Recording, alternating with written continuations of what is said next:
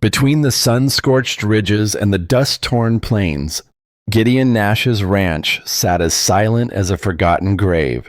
That morning, the land was so still that even the creak of the barn door sounded like a rifle being cocked. Gideon stepped toward the water trough, a bucket in hand, thinking only about his horses and the predictable rhythm of a man who hadn't spoken to another soul in 3 years. But lying beside the trough wasn't his own reflection in the water. It was 2 collapsing bodies, 2 Apache women, giants compared to most men he'd known, broad-shouldered, towering, their lips cracked from thirst, their faces hollowed by days of running from something he couldn't yet name. One was barely conscious. The other stared at him with an expression that wasn't fear and wasn't gratitude. It was calculation, like she was deciding whether the stranger before her was going to save her life or end it. There was something in that gaze, something that felt less like a plea and more like the quiet moment before fate takes hold of both lives at once. What Gideon didn't know was this. By offering them a meal and a few mouthfuls of water, he had just rewritten his own destiny, because at sunrise the next morning, 12 Apache riders and their dying chief would appear on the ridge, place his daughter's hand into Gideon's, and force him to choose between the lonely life he'd built out of grief or a bond sealed in blood that might bring a war straight to his barn door. The morning on that frontier day opened with a strip of blistering gold light crawling over jagged ridgelines and stretches of earth cracked like the shell of some dying beast.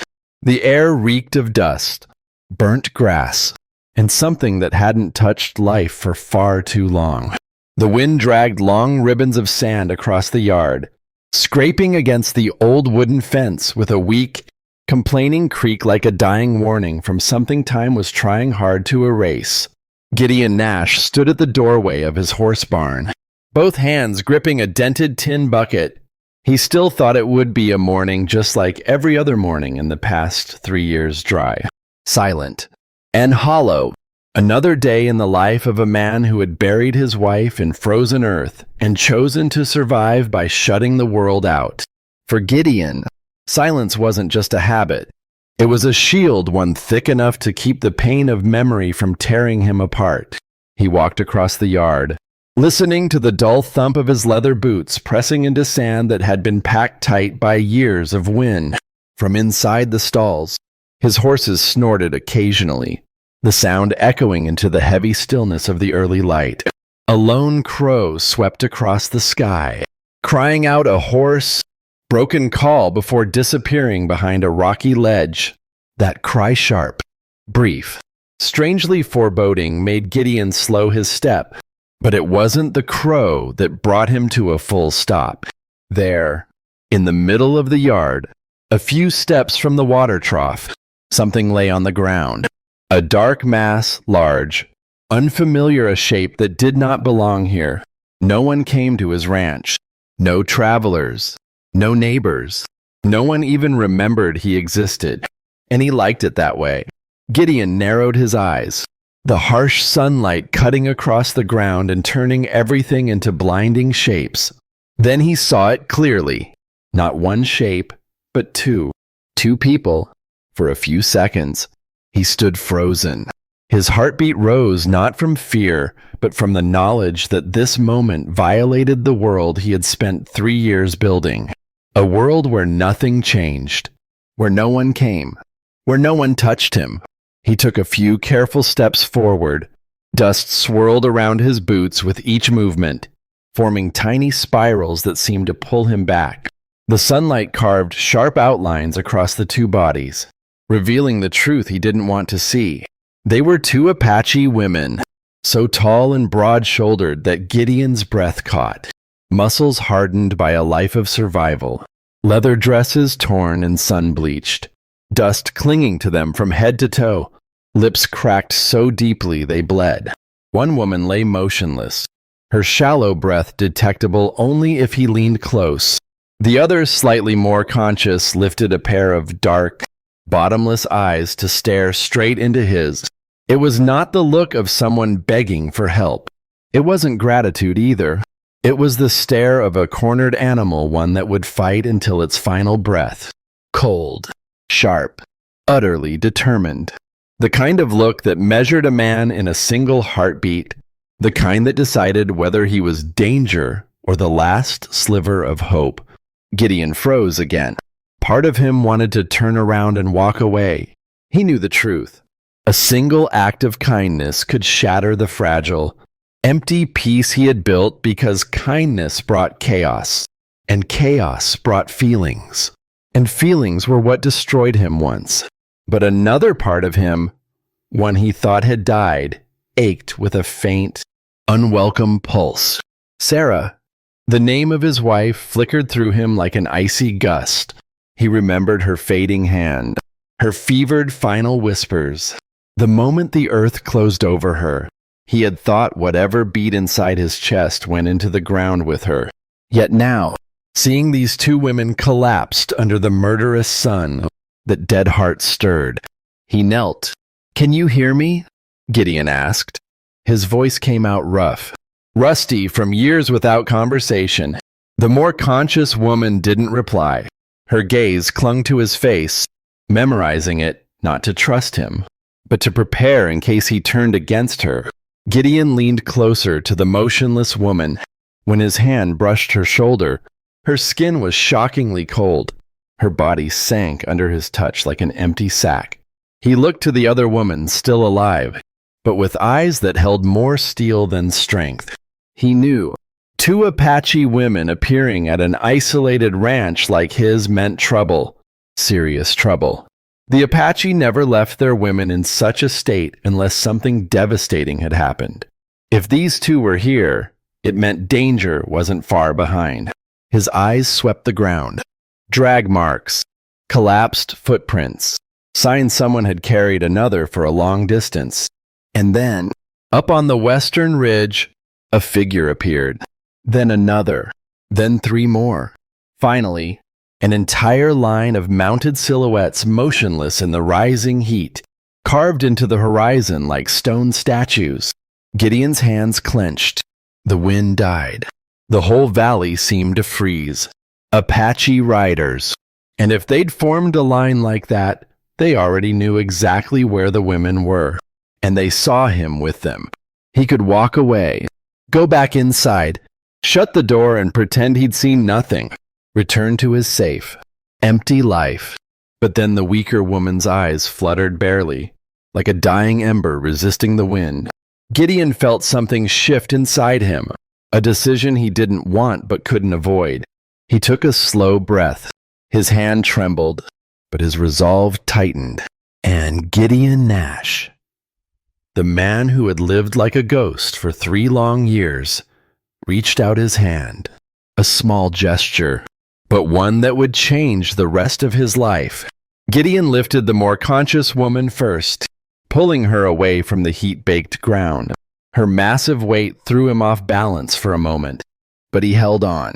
Her skin burned like a fresh ember, her breath barely more than a trembling whisper. The other woman was lighter, far too light for her size, as if fever, hunger, and miles of suffering had hollowed her out from the inside. He propped them against the water trough and poured small sips into the weaker woman's mouth. She jerked faintly.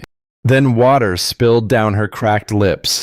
Gideon slowed, angling the bucket so she wouldn't choke. He knew one careless gulp could kill someone this close to collapse. The more conscious woman, Aida, though he didn't yet know her name, never looked away from him. It wasn't a grateful stare. It wasn't pleading either. It was the stare of a warrior who trusted no one, not even the man saving her life. She watched him the way one would watch a potential threat, measured, cold, waiting to see if his hands would heal or harm. Gideon didn't blame her. He understood that stare. It was the stare of someone who survived by instinct, not by relying on kindness. After a few minutes, when both women had taken in a bit of water, Gideon turned to glance at the ridgeline. The Apache riders were still there, motionless, silent, like dark wooden poles planted into the sunlit skyline. They had not moved, but their stillness pressed on him like a tightening rope. The quiet was so thick he could hear his own breathing. Then slowly, one by one, the riders began to descend the ridge. They didn't charge. They didn't shout. They didn't raise weapons. They came down with a deliberate, controlled pace. The kind of pace that told Gideon clearly, whatever happens next is unavoidable. He swallowed hard. A lifetime of solitude had not prepared him for this. He glanced at the two women slumped beside the trough. One had her head resting limply on the other's shoulder.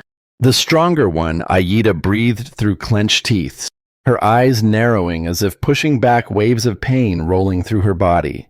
He knew they needed help. He also knew helping them tied him to the Apache in ways he could not yet imagine. The Apache never left their women behind without a reason. If these two were here, something terrible was already unfolding. Gideon looked toward his small wooden house, once a home, then a tomb for memories, then an empty shell he hid inside. He thought nothing could break that shell, but in one morning, these two half-dead women had cracked it wide open. The sound of hooves grew louder. Aida slowly turned her head toward the noise. She didn't panic. She didn't tremble. She didn't even seem surprised. She simply watched, with the calm of someone who had expected this moment to come. And Gideon realized her eyes carried no confusion. She had known. She knew they would be followed. She knew someone would come for debt, or revenge, or blood. And perhaps she had known he would be standing here. Gideon wet his lips, unsure if he even wanted the answer. Someone was chasing you, wasn't there? Aida didn't speak. She only stared at him too long, too deeply, as if weighing what kind of man he was. The kind who walked away and left strangers to die, or the kind who stood his ground, even when it would cost him everything. The question imprisoned itself between them as the riders drew nearer, their outlines sharpening in the sun. Wind rose suddenly. Dust spiraled. Sunlight flashed off arrows, bow limbs, and the bone-decorated braids of warriors. From a distance, the lead rider separated from the rest and stepped forward. His clothing was simple, but the way the others kept a respectful distance told Gideon exactly who he was. The chief. Gideon felt his heartbeat stumble. He had heard stories of Apache chiefs, men whose authority could silence entire camps, men whose decisions could redraw borders with a single word. And now, one of them sat on a horse only a few dozen steps from Gideon's front door. When the group halted 30 paces away, no one spoke. No one drew a weapon. No one shifted in their saddles. But the silence pressed down with the weight of a closing sky. For a fleeting moment, Gideon wished he could erase the drag marks on the dirt, the collapsed footprints, all the evidence that the women had crawled here. He wished he could turn around and walk inside, shut the door, and pretend the world beyond his fence didn't exist.